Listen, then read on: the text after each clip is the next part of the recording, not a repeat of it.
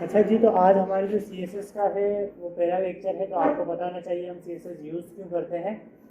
CSS जो हम use करते हैं वो आपको पता है, आप अपनी वेबसाइट में डिज़ाइनिंग के लिए यूज़ कर रहे हैं। CSS की फुल फॉर्म होती है कास्केडिंग स्टाइल शीट। मतलब आपको उसके नाम से पता लग रहा है कि एक मतलब आपको स्टाइल देने का मतलब एक तरह की स्टाइल शीट। अब हमने HTML का पूरा HTML पूरा सीख चुके हैं। अब उसके अंदर हमने पूरे इसके स्ट्रक्चर्स की बात करी है कि हमें पूरी वेबसाइट में स्ट्रक्चर किस तरह से खड़ा करना है। अब बात आती है, अगर आप कोई घर लें तो आपने क्या किया कि वो घर के जो है चार दीवारी खड़ी कर दी। अब बात आती है उसकी डिज़ाइनिंग की, उसकी मतलब उस पर आपने प्लास्टर करवाना है, कोई टाइल्स लगवानी है, कोई कलर्स करवाना है। तो ये सारी आप उसकी डिज़ाइनिंग करेंगे। तो अभी तक हमने वेबसाइट में सिर्फ क्या सीखा था कि हम जो है सिंपल टेक्स्ट किस तरह से इंसर्ट कर सकते हैं, फॉर्म किस तरह से बना सकते हैं और सारे एट्रीब्यूट वगैरह टेक्स्ट वगैरह ये सारे देखे थे। अब बात आती है कि उनको डिज़ाइनिंग किस तरह से देंगे। तो उसकी डिज़ाइनिंग के लिए हम क्या यूज़ करते हैं, CSS यूज़ करते हैं। मैं आपको कुछ दिखाना चाहता हूँ। फॉर एग्जांपल मैं यहाँ पे कोई जो है वेबसाइट ओपन करता हूँ। नेटफ्लिक्स हम जो है ओपन कर लेते हैं।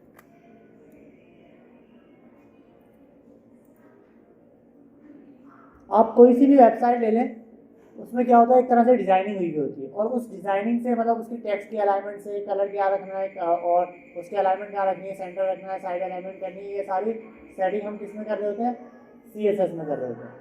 अब देखिए ये एक वेबसाइट आपको बड़ी खूबसूरत सी दिख रही है भाई। टेक्स्ट जो है सेंटर में भी हुआ है, ये वाला टेक्स्ट जो है थोड़ा बोल्ड हुआ है, ऊपर नेटफ्लिक्स इस तरह से लिखा हुआ है, यहाँ पे साइन अप का बटन है और कुछ इस तरह से यहाँ पे चीज़ें हुई नहीं है। तो आपको यहाँ से ही क्या लग रहा है, आपकी वेबसाइट जो है बहुत अच्छी सी लग रही है।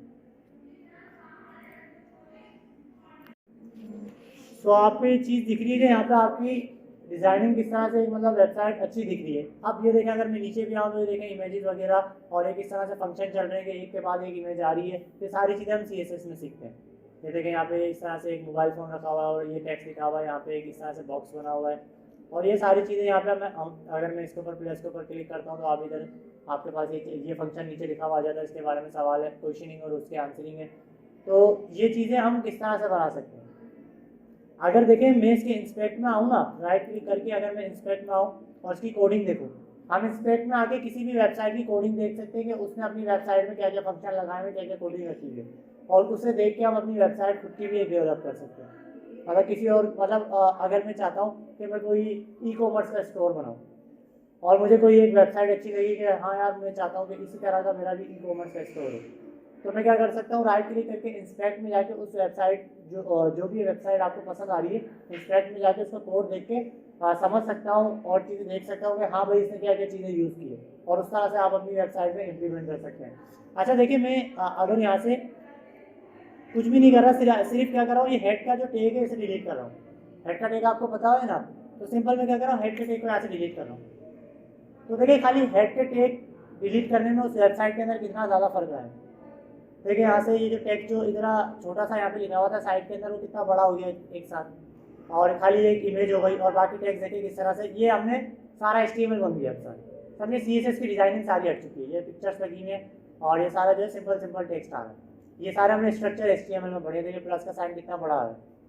तो इसकी डिजाइनिंग के लिए हम क्या यूज़ करते हैं, CSS। अगर मैं रिफ्रेश कर दूँ ना अपनी वेबसाइट को वापस, तो आपको दिखेगा कि ये वापस क्या होगा कि एक्चुअल फॉर्म में आ जाएगी, मतलब जब CSS इम्प्लीमेंट हो जाएगा। क्योंकि ये तो इंस्पेक्ट हम उस वेबसाइट के ऊपर ऐसा कोई असर नहीं होता, इंटरनेट चला गया, वरना ये उस मतलब हमें उस वक्त पे नहीं दिखा रहा होता इंस्पेक्ट जब तक आप उसमें कोडिंग कर रहे हैं। अपनी वेबसाइट पे रिफ्रेश कर देंगे तो वो वापस वैसी की वैसी हो जाएगी इस तरह से। अब बात आती है, हम चलते हैं हमारे टाइप। आज हमारा CSS का पहला लेक्चर है। तो सबसे पहले हम बेसिक के ऊपर है, आज लेवल 1 बेसिक के ऊपर चल रहे हैं, जिसमें हम जो है पूरे CSS के अंदर तकरीबन 4 से 5 लेवल के ऊपर बात करेंगे। अभी सबसे पहला लेवल है हम बेसिक के ऊपर, टेक्स्ट के कलर वगैरह और बैकग्राउंड के कलर वगैरह और हमारे पास जो है क्लासेस वगैरह, ये सारी चीज़ें हम इसके अंदर देखेंगे। सबसे पहले CSS की फुल फॉर्म क्या है, कास्केडिंग स्टाइल शीट। इसके नाम से ही आपको पता लग रहा है कि किसी भी चीज़ को स्टाइल देना, स्टाइलिंग के लिए। एक डेफिनेशन भी दे रहा है, इधर आप बात कर लेते हैं। क्या कह रहा है कि it is a language that is used to describe the style of a document. वही बात करेंगे आपके डॉक्यूमेंट को स्टाइल देने के लिए आप जो है CSS का यूज़ करते हैं। अब देखिए जिस तरह से आपने HTML पढ़ी और आगे जितनी भी अगर आप लैंग्वेज पढ़ेंगे, जावा स्क्रिप्ट हो गई, PHP हो गई और C++ हो गई, तो वो एक ऐसा लैंग्वेज होती है, प्रोग्रामिंग लैंग्वेज। लेकिन आप CSS को एज अ प्रोग्रामिंग लैंग्वेज नहीं कह सकते। मतलब एक तरह से आप क्या करेंगे, HTML में जो चीज़ इंप्लीमेंट करेंगे ना उसकी डिजाइनिंग इसमें करेंगे। उन टेक्स्ट को यूज़ करेंगे, उनकी क्लासेस को, उनकी आईडीज को यूज़ करके आप उसके अंदर जो है डिजाइनिंग कर रहे होंगे। अब सबसे पहले हम बेसिक सिंटैक्स के ऊपर बात कर लेते हैं। सबसे पहले होता है हमारे पास सेलेक्टर, प्रॉपर्टी और वैल्यू।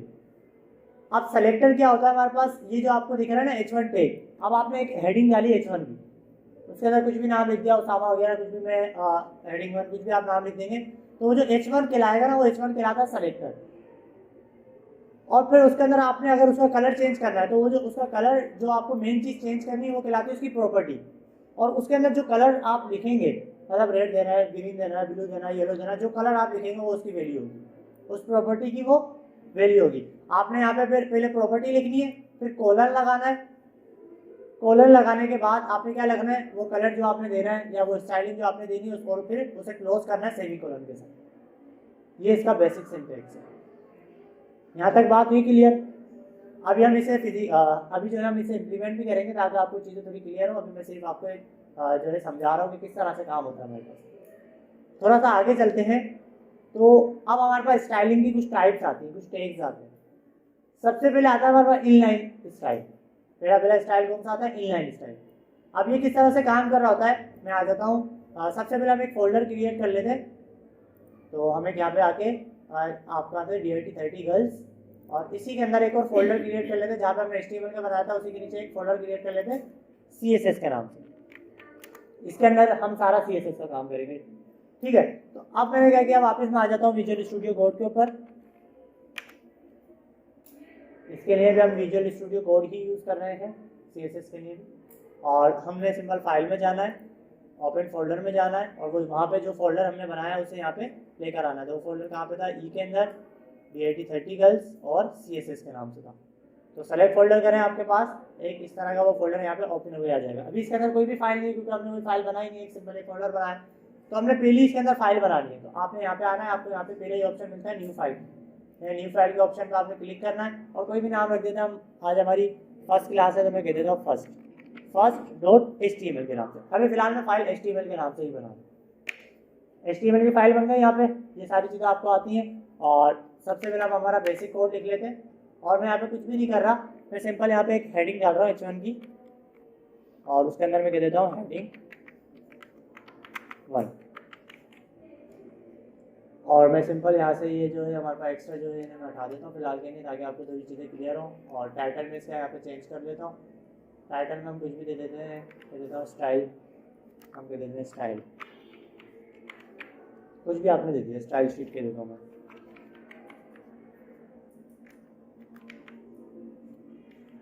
अब मैं चाहता हूँ, अब मैं कुछ भी नहीं कर रहा, सिंपल मैं वेबसाइट को ओपन करता हूँ, किस तरह की दिख रही है। तो हमने कहा CSS के अंदर फोल्डर बनाया है, HTML का फोल्डर ये आ चुका है, और अभी मैंने कुछ भी नहीं किया, एक हेडिंग डाली है हेडिंग 1 के नाम से, एक टाइटल चेंज किया। अब मैं चाहता हूँ कि मैंने जो ये हेडिंग डाली है इसका कलर क्या हो जाए, रेड हो जाए, या कोई भी कलर हो जाए, ग्रीन हो जाए, येलो हो जाए, जो आपका दिल करे। तो पहला हमारे पास क्या प्रॉपर्टी आती है, पहली प्रॉपर्टी आती है इनलाइन। मतलब आप उस टैग के अंदर रह के कलर चेंज कर सकते हैं। आपको एक CSS की मतलब आप उस टैग के अंदर CSS यूज कर सकते हैं। अब वो किस तरह से, उस टैग के अंदर हमने स्टाइल का जो है एट्रीब्यूट यूज करना है, उसके अंदर फिर सिंपल वही काम करना है, कलर और कॉलन और वो कलर का नाम। और इस तरह से मैं आ जाता हूँ यहाँ पे, मैंने इस H1 के अंदर देना, तो H1 के अंदर आया, और मैंने कौन सा टैग यूज करना है, स्टाइल इक्वल टू, और डबल कोटेशन में आप सबसे पहले क्या लिखना है, कलर और कॉलन और उस कलर का नाम। कलर का नाम क्या है, कोई भी आप ये देखें बहुत सारे कलर है हमारे पास। यहाँ से आप नहीं चूज करना चाहते तो आप डायरेक्ट खुद भी टाइप कर सकते हैं, रेड चाहिए मैंने रेड टाइप कर लिया, तो ये कलर हमारे पास रेड हो चुका है। अगर मैं यहाँ पे आके रिफ्रेश करता हूँ तो आपको दिखेगा कि आपकी वेबसाइट का कलर रेड हो चुका है। ये मतलब ये मैंने काम क्या किया, ये मैंने इनलाइन प्रॉपर्टी का यूज किया, मतलब उस टैग के अंदर H1 के अंदर ही आके मैंने CSS को इम्प्लीमेंट कर लिया। मैं अगर एक और हेडिंग डालूँ, मैं अगर यहाँ पे आता हूँ, चले हेडिंग नहीं देता, एक मैं पैराग्राफ लिख लेता हूँ, एक मैं पैराग्राफ लिख लेता हूँ, और पैराग्राफ में मैं कुछ भी लिख देता हूँ लिख के। और अब देखें मैंने यहाँ पे आके रिफ्रेश करता हूँ, तो अब उसका कलर तो चेंज हुआ नहीं। क्यों नहीं हुआ, क्योंकि मैंने जो है CSS की जो प्रॉपर्टीज यूज़ की थी वो सिर्फ H1 के टैग के अंदर यूज़ की। अगर मुझे इसका भी कलर चेंज करना है तो इसके अंदर भी फिर मुझे स्टाइल की यही सेम प्रॉपर्टी चूज करनी पड़ेगी। तो फिर इसका कलर भी चेंज हो जाएगा। लेकिन हम चलते हैं हम सेकंड वाले की टाइप, सेकंड टैग की तरफ, स्टाइल टैग की तरफ। आपको याद होगा तो लास्ट HTML की क्लास में हमने स्टाइल टैग का जिक्र किया था सेकंड लास्ट के अंदर, जिसमें हमने हेड के अंदर हम स्टाइल का टैग ओपन क्लोज कर रहे थे और उसके बाद उस हेडिंग का नाम देके हम हेडिंग का कलर चेंज कर रहे थे। किस तरह से? अब मुझे इस पैराग्राफ का कलर चेंज करना है, पैराग्राफ का कलर चेंज करना है, तो आपने क्या करना है, हेड के अंदर एक स्टाइल का टैग ओपन और क्लोज करना है। अब मैं दूसरी प्रॉपर्टी की बात कर रहा हूँ। अभी हमने इनलाइन की बात की और अगली प्रॉपर्टी हमारे पास कौन सी है, स्टाइल टैग की। इनलाइन में क्या होता है कि आपने उस HTML के जो मतलब आपका टैग है उसी के अंदर आके आप उसकी प्रॉपर्टी, उसका कलर चेंज कर सकते हैं। स्टाइल में क्या होता है, आप हेड के अंदर एक जो है स्टाइल टैग ओपन और क्लोज करेंगे और वहाँ पे आप उसे कॉल करवाएंगे जिस चीज़ का आपने कलर चेंज करना है। तो अब मैं आता हूँ यहाँ पे हेड के अंदर, ये हेड आपका यहाँ पे बना हुआ और यहाँ पे क्लोज हो रहा है, इसी के अंदर टाइटल है। तो हम यहाँ पे टाइटल के नीचे आ जाते हैं। अभी मैं हेड के अंदर ही हूँ और यहाँ पे मैं क्या कर लेता हूँ, एक स्टाइल का टैग ओपन और क्लोज कर लेता हूँ। अब इस पूरे के अंदर क्या करेगा, पूरे के अंदर आपकी स्टाइलिंग होगी। अब मुझे किसका कलर चेंज करना है, पैराग्राफ का कलर चेंज करना है। तो पैराग्राफ किससे स्टार्ट हो रहा है, पी से। तो आप सिंपल यहाँ पी लिख दें और क्या लिख दें कि आप जो है ब्रैकेट्स लगा दे, कर ली पी लिख के करली ब्रैकेट्स लगा दे। तो आप पूरी फाइल में जहाँ जहाँ पे पैराग्राफ लिखा हुआ होगा उसमें हम इस करली ब्रैकेट्स में जो उसकी डिजाइनिंग करेंगे, जो उसकी कलरिंग करेंगे, वो सारे पैराग्राफ की कलरिंग चाहिए। मैं यहाँ पे कर देता हूँ उसका कलर, कोई बात करना है, कलर लिखना है आपने और फिर कॉलर लगाना है और फिर उस कलर का नाम मैं कह देता हूँ ग्रीन और फिर सेमीकोलन। और सिंपल आगे मैं यहाँ पे रिफ्रेश करता हूँ तो आपको दिखेगा कि आप यहाँ पे आपका कलर चेंज हो गया। अगर मैं इसी के नीचे एक और पैराग्राफ लिखता हूँ, अगर मैंने एक पैराग्राफ ये लिखा और इसी के नीचे एक और मैं पैराग्राफ लिखता हूँ और उसके अंदर मैं कुछ भी रख लेता हूँ, अपना नाम रख लेता हूँ उसामा अली। मैंने एक पैराग्राफ रखा, उसका नाम रख लिया उसामा अली। क्या इसका कलर चेंज होगा? होगा। क्यों? क्योंकि आपने ऊपर स्टाइल के अंदर पी को कॉल किया हुआ है। तो हम नीचे जितने भी पी टैग यूज करेंगे उन सबका कलर ग्रीन हो जाएगा, उन सबका कलर ग्रीन हो जाएगा जितने भी पी यूज करेंगे। तो जो मैंने उसामा लिखा था उसका कलर भी ग्रीन ही आएगा। अगर मैं चाहता हूं कि उसामा का कलर ग्रीन ना आए, फॉर एग्जांपल ब्लू आ जाए, तो अब आपने क्या किया, यहाँ पे तो पी टैग में तो सबको ग्रीन कर दिया। तो आप फिर क्या करेंगे, इसके अंदर आके एक स्टाइल टैग यूज करेंगे, इसके अंदर खुद का एक स्टाइल टैग यूज करेंगे ताकि वो ऊपर वाला इसके अंदर इंप्लीमेंट ना हो। स्टाइल टैग यूज करेंगे और डबल कोटेशन में आपने क्या देना है, कलर, और कलर कौन सा देना है, ब्लू। और आपको दिखेगा कि अब अच्छा, अब ऊपर वाली प्रॉपर्टी इसके ऊपर क्यों इंप्लीमेंट नहीं हुई, ये भी तो पी टैग ही है। अब आपको पता होना चाहिए कि आपकी जो HTML की कोडिंग है वो लाइन बाय लाइन चलती है।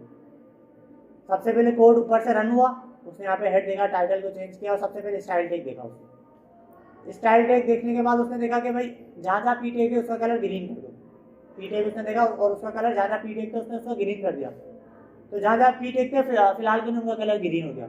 फिर जब वो नीचे आया और उसने एक H1 की हेडिंग देखी, उसने हेडिंग डाली और हेडिंग का कलर रेड था, उसने रेड कर दिया। फिर पी टैग पे आया, पी टैग पे हमने कलर किया था ग्रीन का, ग्रीन हो गया। अब इस वाले पी टैग के ऊपर क्या हुआ, वो वाला इंप्लीमेंट नहीं होगा। क्यों नहीं होगा? क्योंकि लाइन बाय लाइन चलता है। तो जब ये इस वाली लाइन पे आया तो इसने देखा भाई इस वाले का तो कलर ही ब्लू हुआ हुआ है, तो वो टैग जो ऊपर था वो खत्म हो जाएगा। फिर इसके ऊपर क्या होगा, जो इसका इनर जो इसका आपने कोड लिखा होगा वो इंप्लीमेंट होगा। लाइन बाय लाइन का ये फायदा होता है। अगर जो कोडिंग आपने सबसे आखिरी में की होगी वो इंप्लीमेंट होगी इसमें। यहाँ तक बात है क्लियर? अब ये दो चीज़ें आपने जो है समझ ली है कि हमारे पास इनलाइन टैग क्या होता है और हमारे पास स्टाइल टैग क्या होता है। दोनों ही HTML के अंदर यूज होते हैं। लेकिन आप कभी भी किसी भी प्रोफेशनल वेबसाइट या किसी भी सॉफ्टवेयर हाउस में अच्छे जाते हैं तो वहाँ पे CSS की फाइल ही अलग बनती है और वो क्या करते हैं, HTML जहाँ पे स्ट्रक्चर बना हुआ था उस फाइल को आपस में कनेक्ट करते हैं और CSS की डिजाइनिंग अलग हो रही होती है और आपका HTML का स्ट्रक्चर अलग बन रहा होता है। तो हम भी कुछ इसी तरह का चाहते हैं। हम नहीं चाहते कि आप मतलब ये चीज़ आपको पता होनी चाहिए और आपको पता है कि हम इस तरह से भी डिजाइनिंग कर सकते हैं। लेकिन अब हम जो असल काम करेंगे, हम CSS की फाइल अलग बना के और उसके ऊपर काम करेंगे। किस तरह से? हमारे पास थर्ड एक टैग आ रहा होता है एक्सटर्नल स्टाइल शीट का। मतलब एक अलग से आपने CSS की स्टाइल शीट बनाने, जहाँ पर आप सारी स्टाइलिंग करेंगे उस HTML वाले स्ट्रक्चर की। इससे क्या होगा, आपको समझना बड़ा आसान हो जाएगा। स्टाइलिंग की एक अलग फाइल होगी और स्ट्रक्चर की एक अलग फाइल होगी, तो आपको समझना बड़ा आसान हो जाएगा। आप देखें इसी के अंदर जो है यही हम जो है स्ट्रक्चर भी बना रहे हैं, उसकी स्टाइलिंग भी कर रहे हैं, तो हमारे लिए एक बड़ा कन्फ्यूजन हो रहा है, एक कन्फ्यूजन दे रहा है कि भाई कहाँ स्टाइल करना है और कहाँ क्या कोड लगाना है। तो हम चाहते हैं कि इसकी एक फाइल ही अलग बन जाए CSS। तो मैं क्या करता हूँ, यहाँ पे जो मैंने स्टाइलिंग की थी फिलहाल के लिए वो मैं सारी स्टाइलिंग हटा देता हूँ। इसको जो स्टाइलिंग दी थी ये भी मैं हटा देता हूँ, इसे जो स्टाइलिंग दी थी फिलहाल के लिए ये भी मैं हटा देता हूँ, और यहाँ पे जो मैंने स्टाइल टैग का यूज़ किया था इसे भी मैं हटा देता हूँ। तो अगर मैं अपनी वेबसाइट को आगे रिफ्रेश करता हूँ तो सिंपल हो गई, कलरिंग वगैरह मैंने हटा दी। अब right CSS in a separate document and linking and with HTML file. ये कह रहा है कि एक न्यू फाइल बनाओ CSS की और फिर उसे लिंक करवा दो HTML की फाइल से। अब लिंक किस तरह से करवाना है आपने, लिंक करवाना है आपने पहले लिखना है लिंक REL और स्टाइल शीट, ये आपका कंपलसरी है। मतलब ये चीज़ आपने अगर कोई भी CSS की फाइल को लिंक करवाना तो ये एनी हाउ लिखना है। उसके बाद आपने क्या करना है href लगाना, जो आपको पता है किसी भी फाइल को लिंक करवाने के लिए हमने HTML में पढ़ा था कि अगर लिंक लगाना तो हमें href का एट्रीब्यूट यूज़ करना होता है, और उसके बाद उस फाइल का नाम जो आपने CSS की फाइल बनाई यूज़ करना। तो हमें यहाँ पे भी यही काम करना है कि यहाँ पे मैंने HTML के साथ ही एक न्यू फाइल बना ली। तो यहाँ पे मैंने एक न्यू फाइल बनाई और उसका नाम मैं कुछ भी दे देता हूँ, इसका नाम भी चलें, इसका नाम भी मैं फर्स्ट ही दे देता हूँ। नाम आप कुछ भी रख सकते हैं जिस तरह से हम HTML में रख रहे थे। एंड में आपने उसकी सिर्फ फाइल एक्सटेंशन देनी है, तो फाइल एक्सटेंशन अब CSS की क्या है, .css। यहाँ तक बात हुई क्लियर। जिस तरह से HTML की फाइल एक्सटेंशन थी .html, इसी तरह से CSS की फाइल एक्सटेंशन है .css, और सिंपल आपने एंटर करना है तो ये आपकी CSS की फाइल है। अब इस CSS वाली फाइल में मैं चाहता हूँ इस डिजाइन को इम्प्लीमेंट करना, मैं चाहता हूँ H1 का कलर रेड हो जाए। अब मैं यहाँ पे देना नहीं चाहता, मैं आता हूँ CSS वाली फाइल में और यहाँ पे लिखता हूँ H1, जहाँ जहाँ पे H1 है, फिर वही सिंपल वही काम वही सेम करना है आपने, वो H1 लिखना है, कर्ली ब्रैकेट्स लगाने और सिंपल वही कलर आपने लिखना है, और कलर जो आप रखेंगे काम वही सेम है। आप समझ रहे हो कि इसमें बनाने में क्या कर रहे हो, कोई रॉकेट साइंस नहीं है, काम इसमें वही सेम है जो आपने HTML में करना है, बस इसकी एक सेपरेट फाइल बन जाएगी। अब क्या उसका कलर चेंज होगा H1, क्या कहते हैं? हाँ, अभी कलर चेंज नहीं होगा। कलर चेंज क्यों नहीं हुआ? क्योंकि अभी तो हमने HTML और CSS की फाइल को आपस में कनेक्ट ही नहीं किया भाई। पहले दोनों को कनेक्ट तो करें, तो कनेक्ट करना है आपने हेड के टैग के अंदर। आपने क्या लिखना है, पहले जो है लेस देन का साइन लगाना है और लिखना है लिंक, फिर लिखना है REL, फिर आपने लिखना है डबल कोटेशन में स्टाइल शीट, फिर आपने यहाँ पे लिखना है href, एट्रीब्यूट जो है आपने पास करवाना है href का ताकि वो लिंक हो जाए, और इक्वल टू और डबल कोटेशन में उस फाइल का नाम जो आपने CSS की फाइल रखी है। तो CSS की फाइल क्या है, first.css, और यहाँ पे हमने ग्रेटर देन के साइन से इसे क्लोज कर देना। तो अब मैंने जो CSS की फाइल थी उसे लिंक करवा दिया अपनी HTML की फाइल के साथ। तो क्या अब कलर चेंज होगा? क्या अब कलर चेंज होगा? होगा, क्यों नहीं होगा? आ जाता है, रिफ्रेश करते हैं, नहीं हुआ।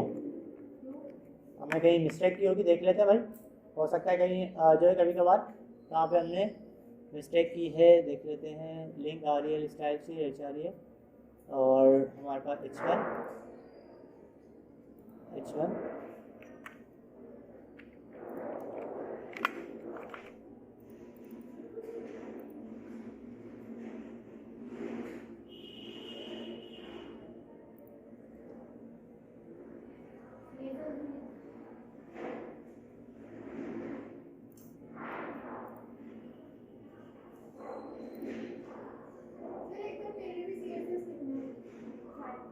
नहीं लिंक REL स्टाइल शीट।